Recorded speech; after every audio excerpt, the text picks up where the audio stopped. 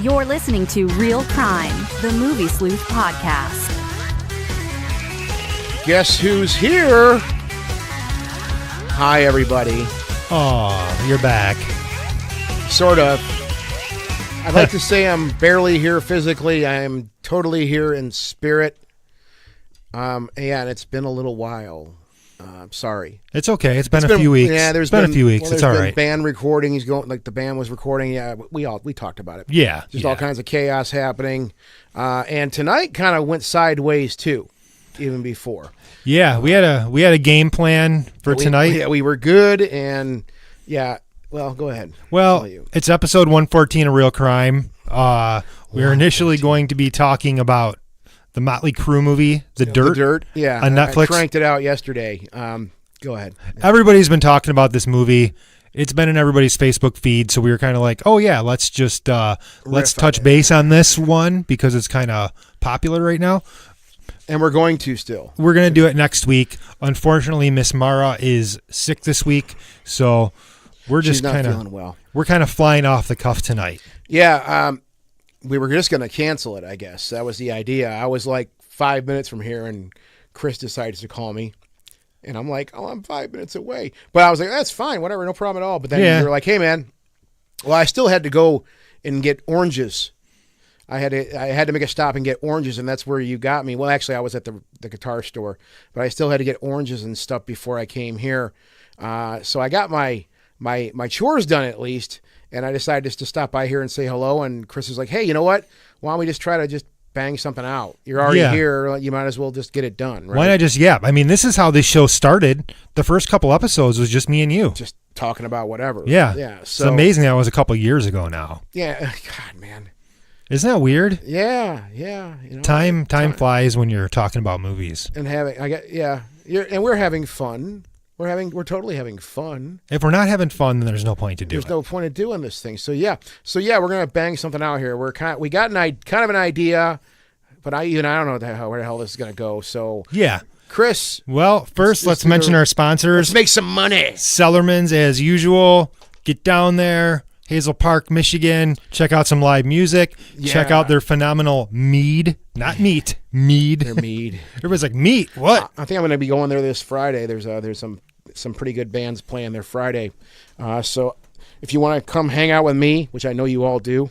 Sweet. I'll be there on Friday at the world-famous Sutherman's in Hazel Park, Michigan. Cool. And then, obviously, the Flint Institute of Arts. We mention them every week. Oh, those people are so amazing. Yeah, I'm kind of excited to see what they've got coming up for the summer. I'm going to get a hold of Shane and see what they've got going on down there. I asked Shane to go out with me, but he said no. It's a she. Yeah.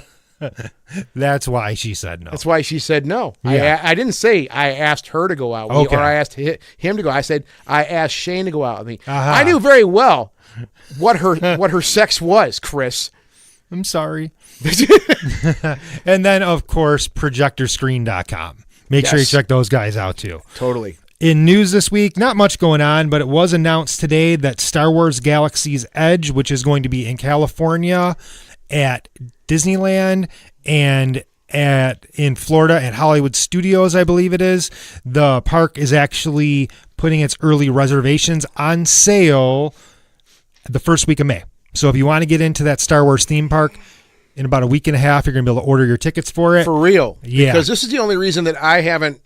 Amber keeps pushing me to go to Disney again, which it's always a nightmare for me. I said, well, why don't we hold off and wait for the Star Wars thing to open? You know? So I guess we're on the cusp of that now. So very soon. It's a good takeaway for me because now I can say, okay, it's time for us to go to Disney World. Full-size Millennium Falcon on site. What could go wrong? There's a hotel also, from what I understand. Yes. You stay in they're actually going to have the bar. Oh, I know, right? I'm going to have to save for about a year to do this. Because you'll piss so much money away. It's crazy. Yeah. Man. They've already announced like special Black Series Star Wars figures are going to be available there. You know, all kinds of collectibles and shit. Yeah, I'm all over that. And then Endgame. I saw Avengers Endgame earlier today. If you're a fan of the Marvel series of films, strongly suggest seeing this movie as fast as you can. By my measure, this is the best of the entire series. So if you're into the Avengers or any of the Marvel Studios movies, make sure you get out and see that one. It's estimated to make somewhere between 800 and 900 million domestically right now. It's got to be a record. Yeah, it's going to kick asses. It'll beat the numbers from the last one easily. Wow. So that's out this weekend. And then in other Star Wars news, John Boyega, who plays Finn in this new trilogy, came out this week and said he's done. That if they ask him to come back and play Finn again, he's not going to do it. He doesn't want to do any more Star Wars. He doesn't want to be typecast. So fair enough. Fair enough. Move too. Yep. And then last little bit of news today. I just read about this before Scott came over. Leonardo DiCaprio is signing on to star in Guillermo del Toro's new film, Nightmare Alley. So fucking awesome. Yeah. Great actor, great creator, great director, all working together. Rule. It'll rule. I hate to say this, but I can't see that failing. Yeah, there's nothing wrong with that. Yeah, those guys will make it happen. Yeah. Beautiful, beautiful. And that's it for news. New releases this week. Yeah, there's a bunch of shit coming out, but Avengers Endgame hits Thursday night. That's the one you're going to see. Yeah. Because that's when everybody's going to see. I saw it today. It's like 3 hours and 1 minute long. And just so you guys know, there's no real stinger in this movie. Like there's always this end scene. Yeah. In this one, there's a little audio clip at the end, but it doesn't let you know anything. So just listen. This is the end, though. This is the end of this phase. Like this is all done now. So, there's other movies that are coming out of this, and there's going to be another Avengers phase. Okay. But this is the completion of this, 10 to 12 year arc. So, all right. So my suggested viewing this week is Avengers Endgame. I don't really have to say anything more about it. I don't want to bog you guys down with that. Yeah. Definitely see it as soon as possible. All right. They really do a great job with bringing so much of the continuity together. They never mess it up with this. It's massive. So check that one out. Cool. What do you got, Scott? I am making life changes, as we discussed. And one of the things I'm making a change in is the films that I view. I've always been chastised by everybody around me for saying, for at least nowadays, that I'm more drawn to the more, I guess, depressing, serious, more, disturbing type films, not the goofy horror type stuff, but I mean, just, interesting plot lines and things like that. But most of the films I really like to get into nowadays, newer films, are the ones that are more or less a bummer, right? There's a lot of them too. Yeah, and so one of the things I'm trying to do, because, I think I mentioned this to you briefly a little bit ago. I'm having some anxiety issues and stuff like that now, and it's causing health issues for me now. So one of the things it's funny because, this is interesting to discuss, because I'd like to know what other people think about this too. Because, like, for example, I remember when I first started watching The Walking Dead, like when it was good. I guess, I don't know. That's just my opinion. I would watch this thing from week to week, and I would find my anxiety like getting up. Now, and I always thought, well, hey, that's good story writing. It's getting my heart rate up. It's making me, I'm getting into this because I'm getting invested in this emotionally, right? And I think that's a positive thing, I guess, with art when you're watching films. But I've been finding myself getting that more and more with everything I watch, right? So that point aside, I said, okay, well, what I'm going to do now is I'm going to watch more comedies, because I just don't watch enough comedies. Everybody's like, Amber, that's Amber's favorite stuff around our house. So I'm like, I'm going to start watching more comedies. And, of course, then I had to hear, well, I told you so. You should watch more funny movies. You'll laugh and make you feel better. Which I'm like, yeah, they do. They will make me feel better. So, one thing, we had the Kevin Smith episode not too long ago, and I embarrassingly admitted that I never saw Zach and Mary make a porno, right? Oh, it's hilarious. Yeah, it's a really funny movie. Is it my favorite Kevin Smith movie? Not by a long shot, but it's hysterical. I was sitting there cracking up, and it really was fun to watch a movie and laugh a little bit. And we watched Green Book recently also. Oh, yeah, you were telling me about that. And Amber's like, I haven't seen you laugh so hard in a long time. You really enjoyed it. I mean, and I did. It was done so well that even like just how the movie was moving along, I was cracking up. So I'm like, this is just so ridiculous. These guys are just killing me. They're funny, right? So now, yeah, Zach and Mary make a porno. Kevin Smith, great film, really enjoyed it. However, Amber turned me on to this series on Hulu called Letterkenny. Have you heard of this before? I have not heard of this. And you know what? I just started watching it, and it's basically and you know, I may screw this up because I don't know. Of course, I'm going to start diving into it and learning all the characters and all that stuff. But basically, they're somewhere in Ontario. It's in Canada, and they're farmers. It's like this small town called Letterkenny. Oh my God, in Canada, and these are like real like Canadian hillbillies, right? And the dialogue is just bizarre. It's Canadian dialogue, I imagine.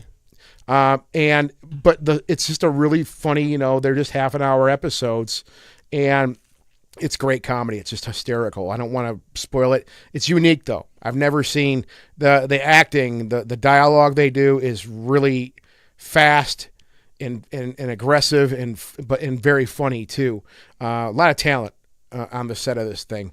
I don't know a lot of the stuff about it yet, but I just started really diving into it the last couple of days, and I'm really enjoying it. It's hysterical. So if you have Hulu, you can find Letterkenny. I'm really getting a kick out of that right now. It's a lot of fun. So cool. You'll be hearing a lot more comedy stuff from me, I think, down the road here as far as stuff I'm watching. It is hard to find good comedies though. Yeah, it really is. Yeah. Well, you know what I mean? I struggle with that. I've said this before about newer comedy. And I've like Hot Tub Time Machine. I saw that one. Amber sat me down and made me watch that. And it was really funny. It's funny, but it's terrible. Well, I mean, I don't know. I mean, it's well done. It's not. It's, yeah, it's yeah. Well, I mean, technically, it's done very well. But in the comedy, like contemporary comedy, you know, the real slapstick stuff like that. Excuse me. I just think it's a little too much of a slap in the face, and I blame the Wayans brothers for that. Because, you know, and I don't mean that in a bad way. And everything I'm saying is actually kind of complimentary. Yeah. Because the Wayans brothers, when they did, for example, like, what was it? Scary Movie 2. Yeah, they did a bunch of those like spoof type movies. But they were really like, they were very literal. Like if there was something about a dick, you're going to see a dick. Right. You know, there's nothing to be left to the imagination, which is a lot of fun. I have no problem with that. But I still like to be left with a bit of mystery and not actually have to have everything shown me. I think we can use our minds to a certain degree. And I think that's what I liked about old comedy is that at least the comedy I grew up watching, you know, all the National Lampoon stuff, for example, which to me was the best, you know, that was pretty much top of the heap. I just watched that movie on Netflix about National Lampoon the other night. Oh, what was that? Oh, something Feudal Gesture. Yeah. You know, and I've been meaning to watch. Really, that. really good. Is it good? Okay, it's really good. Because I saw it like in my thing, and I'm like, you know, I really should watch that because you could tell it's about how they were filming. Is it about like the filming of Animal House or something like that, or is it just about National Lampoon? It's basically about the main guy. What's his name? I'm trying to remember his name. A Feudal and Stupid Gesture. Yeah. Is the name of the movie. It's about Doug Kenny, who co-founded National Lampoon in like the early 70s. Okay. And he went on to die really, really young. Oh, that's something. You know, and there's always been some question. He was a very depressive person, you know, kind of manic. Isn't that weird? Yeah. But they say that. I mean, well, Robin Williams, same comedians, thing. I mean, dude, it's about every comedian that I absolutely love. They're all either drug addicts or they're mentally screwed up or they're both. I mean, Doug Stanhope, for example, he's a complete drug addict drunk, and the guy's been like that for years. But he's a brilliant comedian. Robin Williams goes without saying. I mean, that's one of the saddest stories I've ever heard in my entire life. When fucking Iron Maiden writes a song about you. Yeah. Okay. know. I think you pretty much know that you've hit somebody's heart right there. Because Iron Maiden basically has been writing, you know, songs about, well, they've had different themes over the years, but it's always been way out there. So when they actually come back to earth and say, let's write a song called Tears of a Clown, and it's about Robin Williams, that's tear-jerking, right? But that's Did so Smokey weird. Robinson sing on it too? Yeah. So just to hear that, I didn't mean to cut you off, but just to hear that, it's interesting to hear that because people, these brilliant people that are just ungodly funny, man, they seem to be the ones that are the most depressed. Yeah, this movie had Will Forte, Joel McHale, Domhnall Gleeson, Martin Mull, Emmy Rossum, Natasha Lyonne, Seth Green, John Daly. I mean, it just goes on and on and on. Yeah. Ed Helms. I'm going to have to watch it now because I saw it and I'm like, that looks interesting. And then I got on this whole Letterkenny thing and I've been kind of, you know, just stuck with that right now. but what I was saying though is just that, like, like the National Lampoon stuff. I mean, yeah, it was as racy got, but a lot of stuff I think was left to the imagination. Where I think like contemporary comedy and nothing I'm saying here is a shot on that. It's different. It is. And it's not exactly what I'm used to, and I think that's maybe what turned me off of that stuff to a certain degree. Is I'm like, man, this is, dare I say, this is shit's really just immature, right? And maybe that's sounding maybe a bit conceited. I don't know. It's just I'm like, this is so much of the comedy now. It goes for, and I'm not complaining about it either, but it's all like dick and shit jokes. In all sex-based jokes, they go for the easy kill. They don't make something that's actually funny. It's more about cock and balls. Well, what to me it is it's an even run right across the film, where the entire film it's just one thing after another. You're being assaulted. Now, to be fair, like a movie like Animal House, right? I've said this before on this show. Animal House, to me, there's not one moment in that movie that isn't funny, right? So in that same sentence, I'm saying this, that kind of toes that line. But to me, there was just a certain classiness about it that they kind of set up with Animal House. That's why it was that era. It fits in with everything that was going on that time. But there's a comedy also where it's like a comedian telling a very long joke. Yeah. Like, there's comedians like, I would mention Doug Stanhope, where he does bits that are like 15, 20 minutes long. So he's telling a story, and, of course it's laced with funny things, but you get to the end, that's when you get the friggin' jackhammer on your head, and you're pissing yourself dry. Because he had to, build this story. Yeah, you're building from the ground up. And then you have the climax. Crescendo, the climax. You have the climax, right? And there's movies like that, too. I really think... And I don't know why I'm thinking about this, but I know this is what Kevin Smith, speaking of Kevin Smith, and we've talked about Tusk here a couple times on the show. And this is a failure in that, a serious failure in that, to me at least. Because when I watched that movie, I mean, the idea of what was happening to me was so fucking disturbing. It is. It's a very disturbing movie. Really disturbing that it kind of overshadowed the fact that Kevin was trying to make light of this whole thing. And when I watched it again, I'm like, oh, now I kind of get what's going on. Because if you listen to the soundtrack behind it, if you listen to the music behind there, it's supposed to be like, he could have literally put Benny Hill, the Benny Hill theme behind all that stuff, and it would have worked. See, when I watch Tusk, I've seen it maybe 3 times now. Yeah. It really reminds me of like Silence of the Lambs type thing. Like, it's very, very dark, but he's poking fun at it at the same time. Well, yeah, and I totally missed that. Maybe it's because I'm not very smart. I don't know. I was so... You're just smart enough. My eyes were so wide going, what the hell? This is is fucking permanent, what he's doing. Like, this is permanent. This is not a joke here. Like, that's all I could think of. Like, oh my God. This is so terrible. sad at the end. It's sad. But, when they're trying to get to that, I think that's what Kevin was trying to do, is like do the same thing, like a long running joke. Because like the last act of the film, you have these people running around going, what the fuck? And it's supposed What's to be, happening? It's supposed to be funny. You're supposed to be laughing at this. And you're not. But I couldn't. I'm like, dude, you turn him into a fucking walrus, man. I mean, Just turn into a walrus. So, maybe that's a failed attempt at that. But there's, of course, we're just kind of going off the top of our heads right now. Yeah. So, yeah. The thing we were going to talk about tonight. Oh, you want to go there? I was just going to riff. Let's do it. Let's get into it. That's fine. We didn't really have a topic tonight, but something happened a few days ago, and me and Scott have a mutual interest in this kind of stuff. Scott has You're better at it than I am apparently right now, because I had no fucking clue. It was everywhere on the internet. I mean, it was like, boo. You know what? I haven't really been. That's the thing, is I have been so nose down with work. Yeah, and I've been there too. And I've been watching that Letterkenny the last few days, so I haven't really even been looking at anything. So yeah, you have your paranormal podcast, Ghostly Talk. Yeah. We've talked about haunting movies and stuff like that on here quite a bit. But the other day, Lorraine Warren died.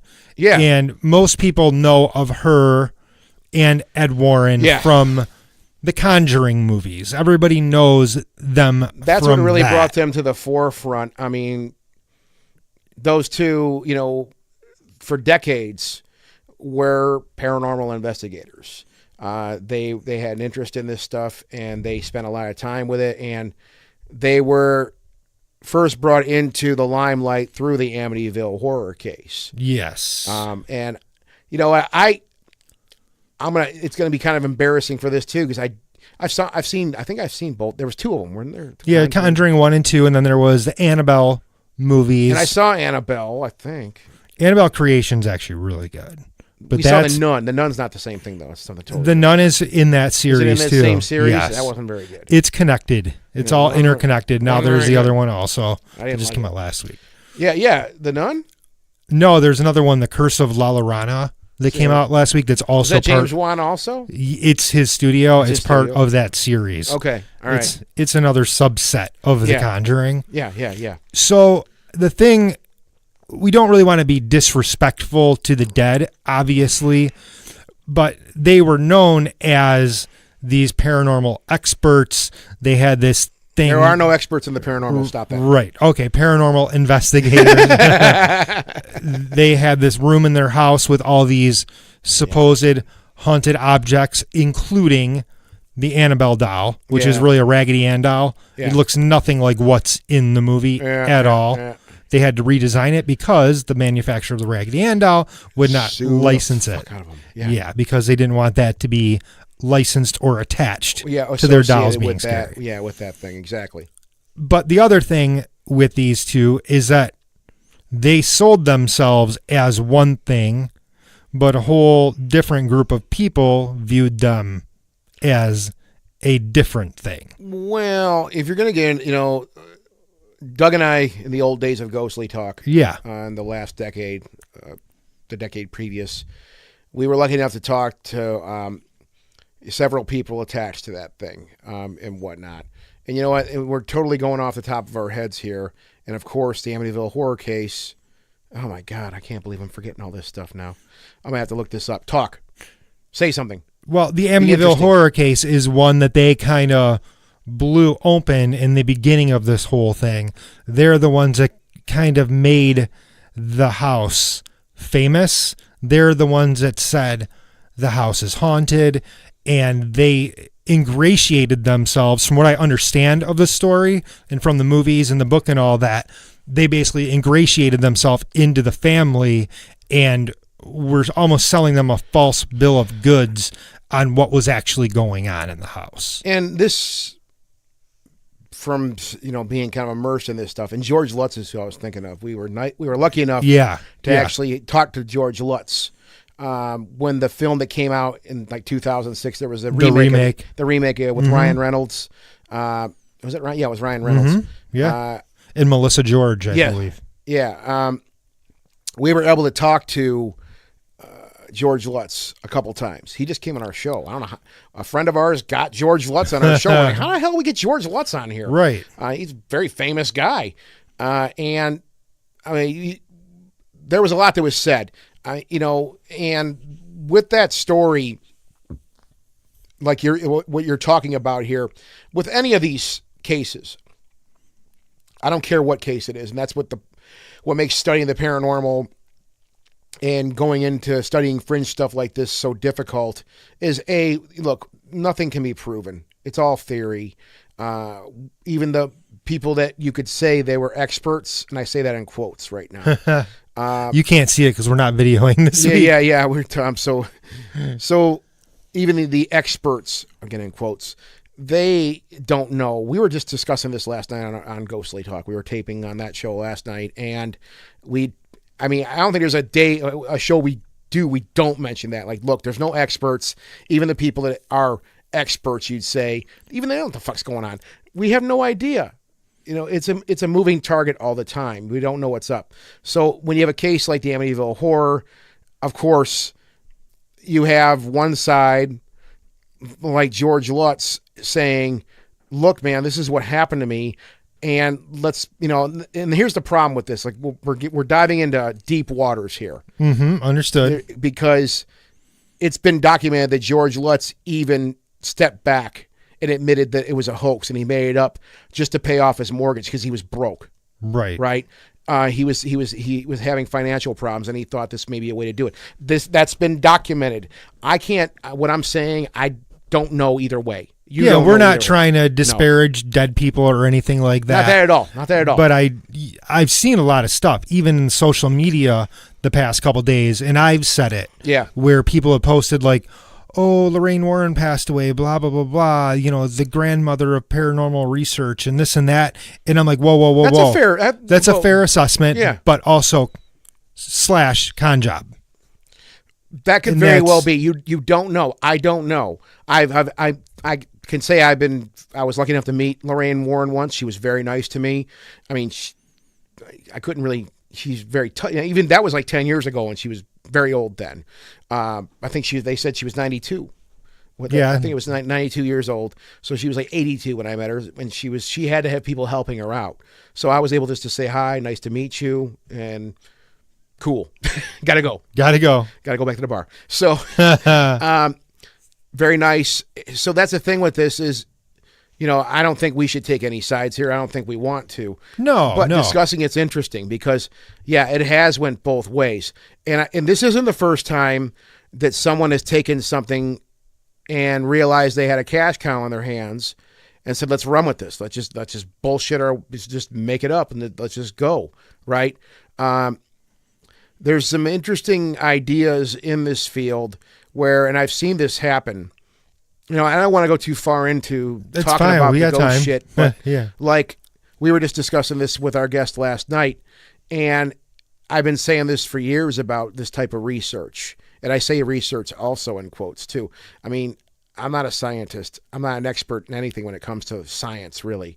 I have an interest in it. It's a hobby of mine, right? Well, and you take what you view and you process it and you decide, is this something that exists or something that doesn't exist? Yes, but the thing is I think people, especially nowadays, who are getting into this field, that are researchers, and they're all amateurs. I don't want to hear anybody say they're professional. If you're a professional, you're making a living at it. You're not making a living at this. You're an amateur. I've been an amateur for over 20 years, and I'm going to be an amateur until I decide not to do it anymore. So what happens is you go into an environment, right? And maybe this is what happened with and Lorraine Warren and the Lutz family too, where this is how you don't do it. Let's just take this as a scenario here. I'm not saying this is what happened. This is a scenario. You go into a situation. We think our house may be haunted, and we heard you're into this kind of stuff. So why don't we talk about it? Come in here and talk about it, and let's do your research and tell me if I have a ghost or not. Well, first off, you can't do that. No one can say it. Definitively you have a spirit or a ghost in your house. You can't do it, right? However, some people are really excited to do that, though, which is very wrong. The way I look at this stuff, and that's why I grit my teeth at the TV shows and a lot of the movies I've seen too, because the places that I've went over the years, it's not so much these days, but it don't change my attitude towards it. When I went to a place and done some type of research, and it's the same thing. Hey, we think we might have a ghost in our house. We heard you're into this. Do you want to come and check it out? Fine. So I go there, and the first thing I say, no matter what, I say, okay, look, here's what we're going to do. We're going to take pictures. We're going to take audio. We're going to take video. We might even have a sensitive come in here and walk around. Well, yeah, you're going to use all the tools that are at your disposal to try and build. All you're going to see is what we come up with. Okay? If we see something on the camera or the video camera, or we pick something up on audio we find anomalous, then we'll report it to you. If we don't get anything, I'm going to report that to you. Nothing we're going to do here is going to prove anything. Can you deal with that? Can you deal? Not you, Chris. I know. Can you deal with that? I can deal with it. The thing with this stuff is, I don't think people that are, and I'm going to be blunt. Look, you watch a couple episodes of whatever TV show, and Ghost it inspires Hunters, you. Whatever. It inspires you, and I think that's really great. That's cool if that draws you an interest into this field. However, you need to understand what the responsibility you have if you're going into someone's home and you're going to say, oh, you no doubt, it's obvious to me you have a demon here, when you don't have no basis of making a determination like that. not because it's just stupid to do that. It's because you are putting people's mental health in your hands. I mean, if somebody came into my house and said something like that, like, yeah, for sure, you've got a demon in your house. The good thing is with somebody like me who is not weak-willed or weak-minded, I'm going to go into Dana Scully mode here, and my skepticism is going to go through the roof because I'm a skeptic already. I do believe in the paranormal. I believe that there are hauntings. I believe in ghosts. I believe in all of that. I really do. I think there's something happening. I agree with you. Things happen. We know people right in St. Clair Shores that have a haunted house, and no doubt that house, there's something going on there.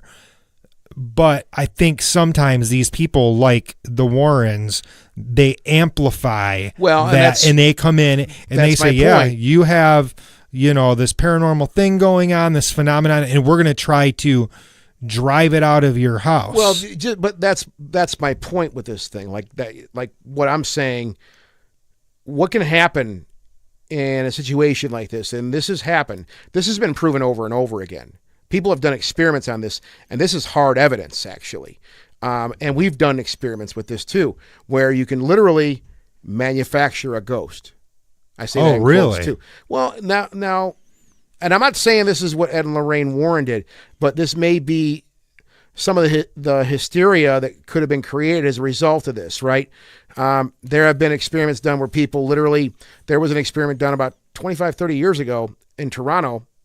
I forgot what university at this point, but on their campus, they just started going around telling stories saying, they made up saying, well, there was this old janitor who got murdered, by a mugger. Right. And now his ghost walks around the campus. Right. And they just kept telling the story at parties and just kept going for like a year.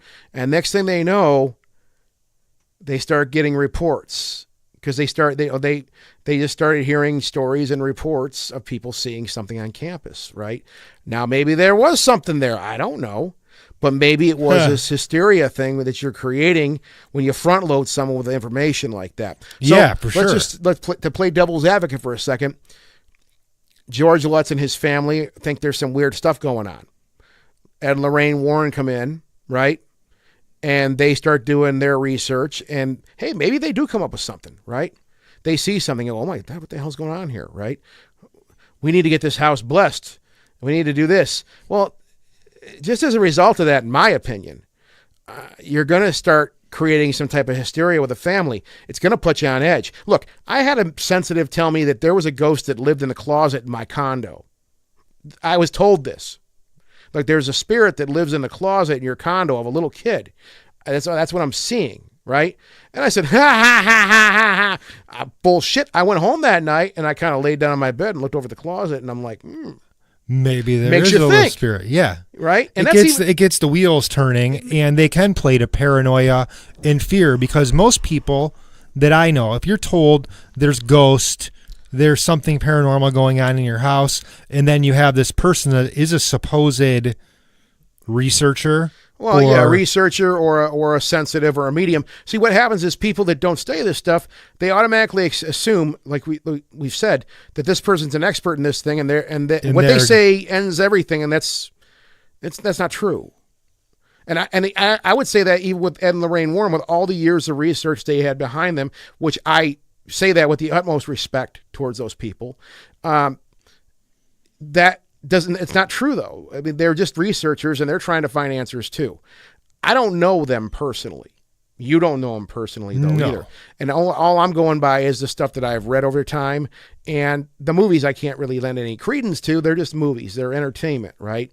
To hear Ed and Lorraine Warren talk about having sex in a movie, that kind of creeped me out. Kind of fucked my head up a little bit, but whatever, that's fine. But those movies, nonetheless, they're fun to watch. And I think we both enjoyed them, but they do make you think. They get me thinking about stuff. And yeah, with Lorraine Warren's recent passing, which I do say that with a heavy heart, I think whatever shrapnel was thrown back and forth or whatever there may be, because there was still to this day a lot of debate. There's still going to be the debate with the Amityville Horror House will be going on forever. It's something that you'll Oh, never because be able to people are still going on about what happened there. Did it happen? But were there actual murders in that house that happened before they the lived DeFeo there? family The did. DeFeo family? There were murders, yeah. Yeah, it was a pretty nasty scene. It was ugly. The DeFeo family had ties to the mafia. There was a lot of stories. There's a lot of things involved with that. However, they were saying that Ronnie DeFeo? Ronnie DeFeo. Yeah. He was possessed. That was the idea, is that he became possessed by a demon, and that's why he murdered his family. He was just a crazy fuck. I mean, that could be the other side of it too. I think that was more likely there the case. There was some serious dysfunction in that family. Well, because it's hard to believe, okay, this guy was possessed by a demon, he killed his entire family, and then the house is haunted after that. However, it's very strange. However, well, no, that was before the Lutz family moved in, I think. Yes. I got to figure out the timeline, because I thought, now, I will say, like, was it Amityville Part 2? Where they showed that was the DeFeo family. That was a dramatization of the DeFeo family. And I will say that scene where Ron DeFeo's walking through the house shooting the family, and he's actually possessed looking, that was some fucking disturbing looking shit. That was scary looking, man. That was kind of different for that time. You hadn't really seen that kind of brutal. It was brutal. Familial, he was killing babies, for God's sake. He was killing children. His entire family. Yeah, it was hard to watch. And, the incest thing that was a part of that, too, that was a really ugly movie. I remember that, just kind of like seeing that younger. It's gruesome. Yeah, it was just hard to watch. But yeah, there was and I don't follow these films, as far as the films like I know you guys have, but I did see The Conjuring 1 and 2, and they were interesting. They were fun to watch. I think we saw them both in the theater. But all I left there with, and one thing I want to mention too about Lorraine Warren and Ed Warren too, whatever's been said, I think those two did tirelessly promote studying the paranormal, which I thought was a cool thing. I thought that was cool. Whatever reasons they may have had for that, I don't know, and I'm not going to make any accusations to those people as far as whatever their motivations were. They obviously made plenty of money through books and media appearances and stuff like that. The problem is I don't think we'll ever know what the truth is. And it's sad. I'd like to know it, but I don't think we'll ever know what the truth is. Well, because the sad thing about, you want to hold these people up in some high regard that they were good people. Yeah. But yeah, you will never know, because now they're both gone. There's nobody to admit. And the minute you get paid for anything, your credibility is going to be put in question. I don't care who you are, right? That's the problem with this. Now, here's the other side of that, though, to be fair, because there's been other cases with people, not just with studying ghosts, but with people in UFO. I've read some books and I've watched interviews with people who were, what do you call it? They were anonymous or they were covered up or whatever. Mm-hmm. And I remember watching one where they said, well, you say you're doing this because you want the truth to come out, but we had to pay you $20,000 to talk to us. So what the hell is that all about? And he's like, well, here's the problem here. I lost my entire career as a result of doing what I'm doing right now. And I have to keep a roof over my head somehow, and I have to eat. This is the only way I have to make any money now. I lost my job as a result of coming out and telling the truth. Right. So that's a side of it you have to look at. Like, okay, you have people now who have dedicated their lives to studying something that most people would not want to go near. Not out of fear, but out of the fact that, like, look, I can't make a living doing this. How am I supposed to feed my family? How am I supposed to feed myself? So if you look at it that way, it's like, well, these people have to make a living somehow too doing this. And if they found a way to make a living doing it, well, then 10 points to you. I mean, I can't really fault that though too. So is it nefarious? Is it not? That's the thing. Like, this stuff is so weird, man. And again, I'm very skeptical. We watched Ghost Hunters for years, and every time they'd find something, I was always skeptical of it. Yeah. And they did have some really cool stuff. A few times, there were 3 or 4 episodes of Ghost Hunters that I was sold, that I was like, yeah, they found something. That's proof it's there.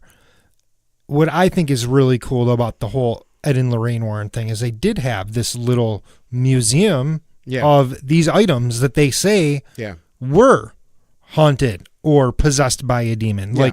like the Annabelle doll. Yeah, and their idea was, let's just keep this stuff in one place, keep it locked away so it can't hurt anybody, right? That's kind of what the idea was. Yeah. Keep it locked up, put away. Yeah. Nobody can get to it here. So that has, to me, maybe I'm stupid. Maybe I should be more skeptical. But to me, that says, hey, they believed it. They believed. There's no doubt in my mind that they were convinced that there was something going on that beyond our understanding. What I refer to now as a force of nature we don't understand. And I agree with them on that. 100%. Am I a drooling hippie spiritualist walking around going love and light about everything? Hell no. I'm as skeptical as they come. But from my experience and from things that my friends have experienced and stuff that we've documented, yeah, there's definitely something that's beyond our understanding. And as I refer to, it's a force of nature we don't understand yet as people, right? And it's as simple as that, I think. And that don't make you crazy for saying that.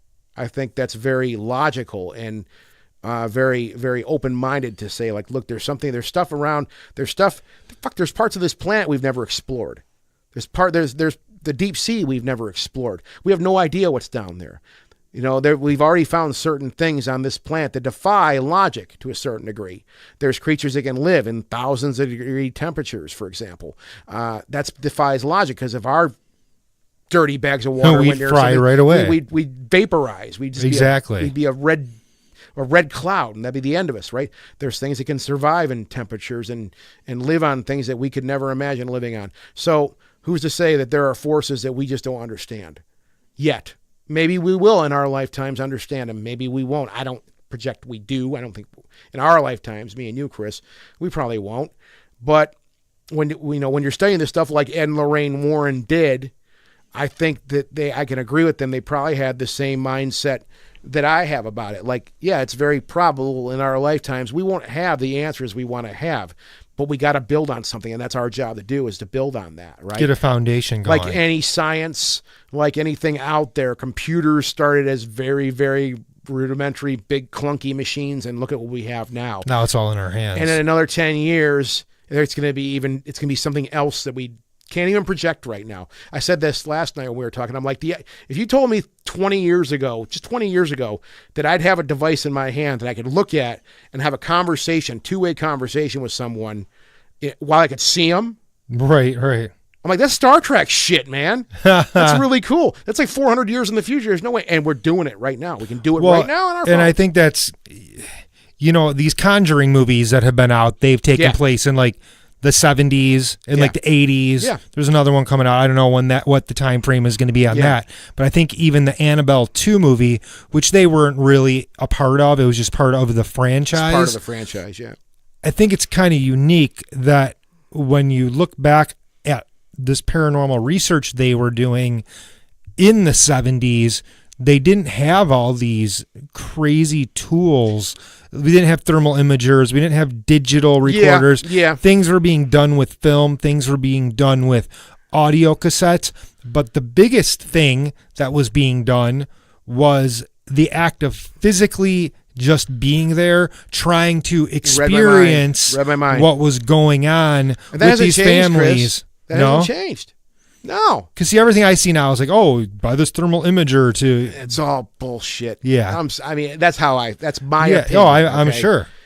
I say this more than I often nowadays. I've been saying it for years, though. What I personally want to get out of this now, or what I think Ed and Lorraine did, I agree 100% with you on that, is that a lot of times the greatest tool you have is your mind.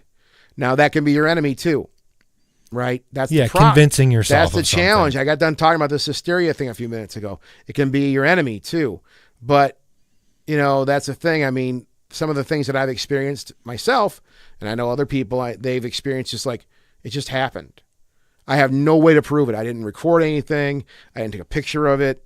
It's something that I just felt. in me or on me, whatever. I mean, I don't feel like going into all the craziness of that, but these were experiences.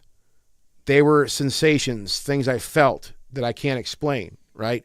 And I think that's, I know that's what Ed and Lorraine Warren were doing also. It isn't about, I know the gadgets, and I mean, look, I think this field has turned into golf in a lot of ways sometimes because,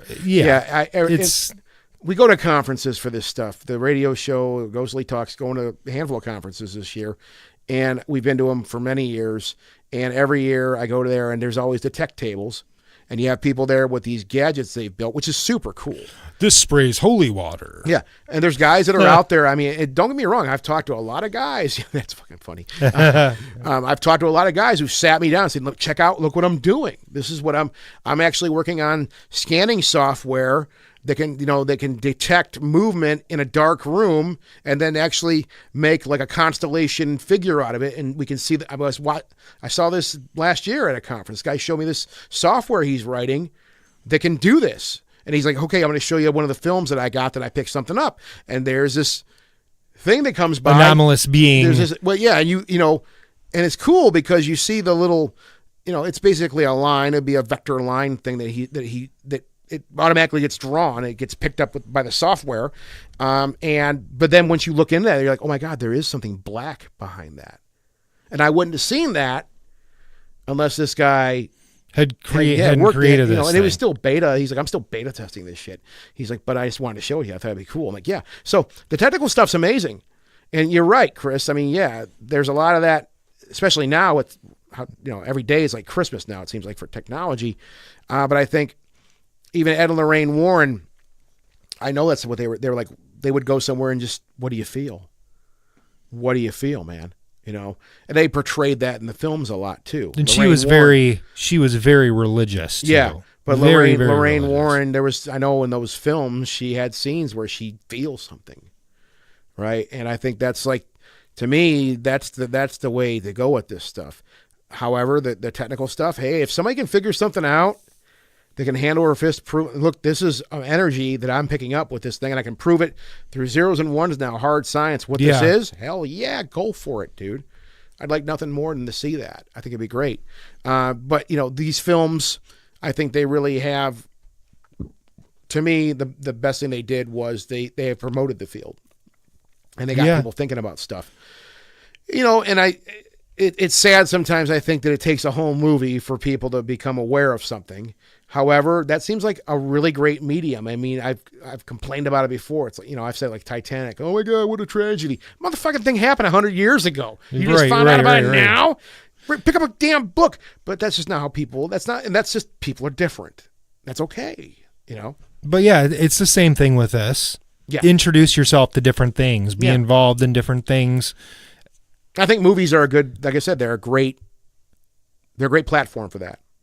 Well, because these two were really popular in the community. No, they were for decades. Famous. They were famous. They're still famous. They were ghost hunting famous. Yeah. Right?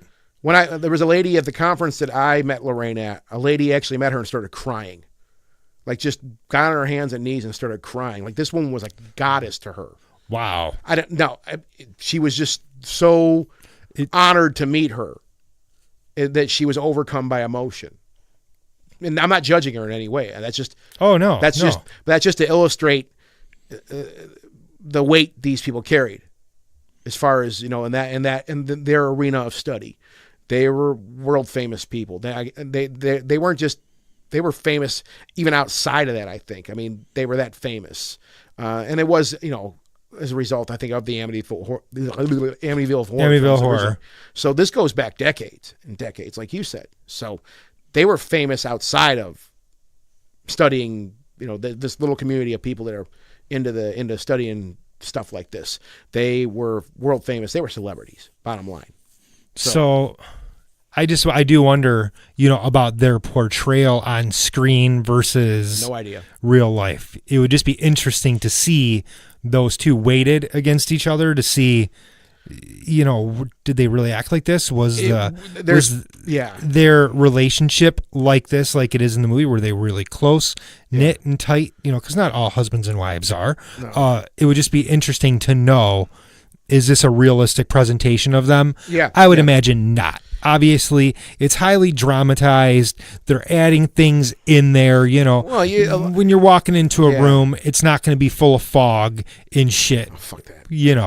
Obviously these things are made up because it's considered a horror movie. We're talking about their private lives here now too, right? And they're dramatizing their private lives. Yes. And I'm sure we could probably hop on YouTube right now and find a bunch of videos of Ed and Lorraine Warren doing their work. I know it's out there.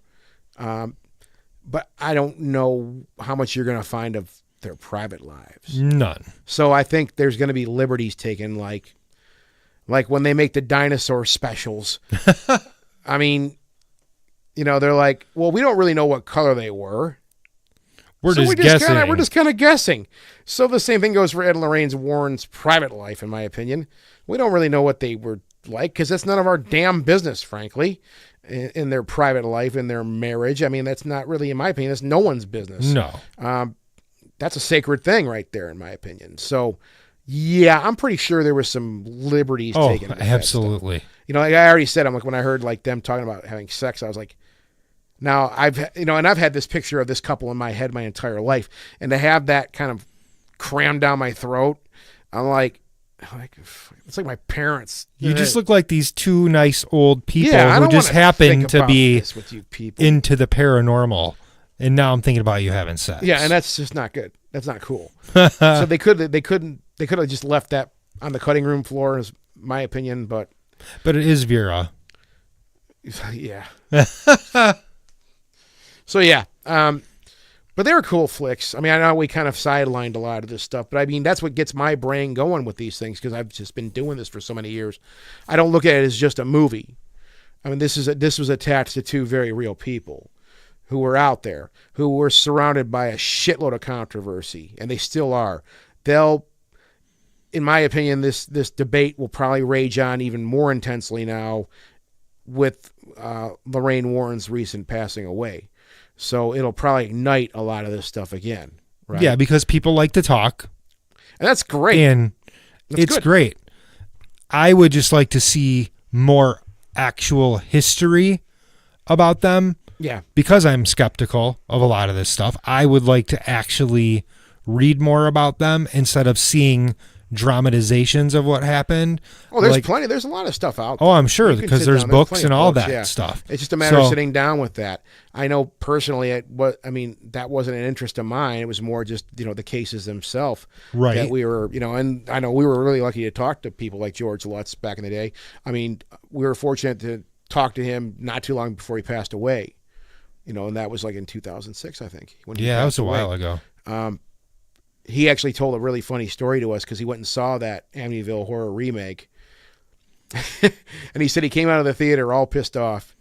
And, he just told us the story. I don't know what was up with it, but he was angry. And one of the theater employees, one of the ushers were like, are you okay, sir? And he's like, no, I'm not. And they're like, well, why not? He's like, well, I just watched that movie in there. And they're like, oh, yeah, Amityville Horror. He's like, yeah, I saw that. It was really good. He's like, let me show you my license. He's like, I'm George Lutz. And the kid's like, wait, you're George Lutz? He's like, yeah. And that's a bunch of bullshit in there. He didn't like the portrayal. So, I mean, that's just all little things we were able to, get from George Lutz. It was really neat to talk to the guy. And, yeah, I don't know. That's all there is to this stuff. I mean, I know we kind of took a wide approach to this discussion. But they're interesting films nonetheless. And those aren't the only films out there, about portraying, cases. Obviously The Exorcist was, about a very real case also too, which they took liberties on that. The actual subject wasn't a girl, it was a boy. It was based, if I'm correct, it was based on the Enfield case. So they took liberties on that too. I think all film's going to do that. I think if you took it right to the letter, it may not be as, and that's what the problem is with portraying cases like paranormal cases or cases of exorcisms and stuff like that. it's not all that exciting, I don't think.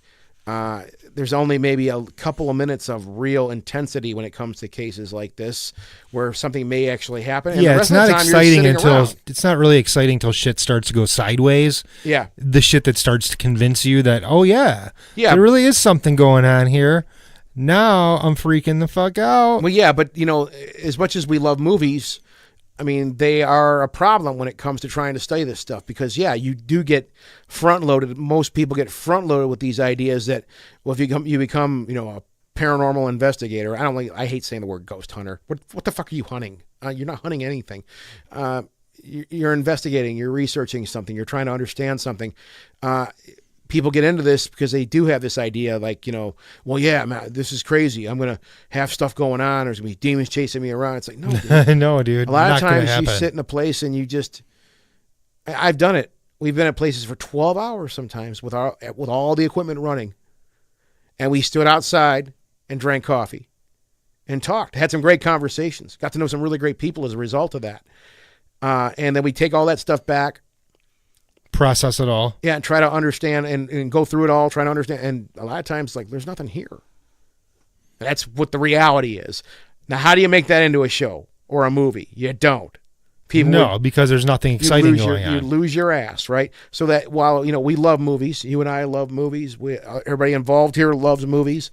At the same time, I have to sit there and fight that, too, with people who, we're trying to mentor and say, forget everything you've seen on TV. Forget it all. It's fun to watch. It's entertainment. We're not talking about entertainment here, So it depends on, I guess, what you want. Like you said, it's golf. It can turn into that too. Yeah. I think Ed and Lorraine Warren were looking for answers. They truly were. I think maybe in the midst of that, maybe some things went sideways. I'm even willing maybe to say maybe, yeah, the money did take over in some cases. But I've already explained my side of that too. Like, this is what their job was. How are they supposed to survive? Yeah, you got to live somehow. Right? You have to live. Am I defending them? Hell no. But those are just some objective points that I think are very fair for these people. Like, you got to make a living somehow. And if you're spending all your time doing this, well, how the fuck are you supposed to live? Well, and the fact of the matter is they got known for their research and their demonology. Yeah. From in early, and they're probably in their 20s when they kind of got famous for this. So obviously old school. They saw, a way to live. Yeah. And yeah. And again, this is just, both of us are coming at this because I've done my reading. I followed on them, but I'm not like a super fan. So I don't have all the tidbits. But I know there's been a lot of stuff, around them. As I said, they were above, just a small community of people out there that research this stuff. They were celebrities globally, I think. They were world-renowned people. So, so rest in peace, Lorraine Warren. I mean, I got this news when I got here, and I'm kind of embarrassed about that. I was like, well, we're canceling because Mara's sick. Yeah. What can we do? Oh, Lorraine Warren died the other day. Let's throw a show together. So we got comedy, and we got death. And demons. And dead people. Let's cut it off there. I think we're good. All right. We got a nice. All right, guys. We went a lot longer than I thought we were going to go. Yeah. With you. I was looking at the clock. I'm like, oh my God. Wow. We'll be back next week, hopefully, with our episode on the dirt. I want to talk about this. It's really fun. I was excited. What we'll do it next week. It'll be great. I'll watch it again now. I'll have a chance to watch it again. Yeah, now. me too. Soak it in some more. Yeah. Cool. Soak it up. All right, guys. Yeah. Thanks for listening. Bye. Visit us at www.themoviesleuth.com and find The Movie Sleuth on Facebook, YouTube, Twitter, and iTunes.